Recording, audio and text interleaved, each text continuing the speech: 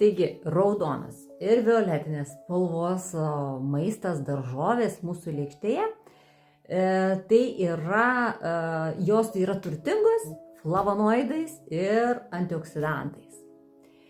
Ir dažniausiai tai asocijuojasi su tokiais produktais kaip pomidorai, braškės, avietės, burokėliai, mėlynės, juodieji serbentai, ten šilauogės.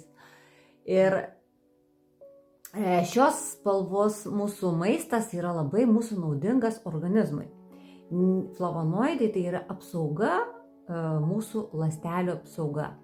Taip pat flavonoidai yra reikalingi ir, sakykime, ir plaučių darbui, ir kraujagyslių sveikatai. Taip pat flavonoidai padeda mūsų kraujagyslių sienelėms mažinti uždegiminį procesą ir padeda gaminti azoto oksidą, kuris tiesiog natūraliai praplečia mūsų kraujagyslės.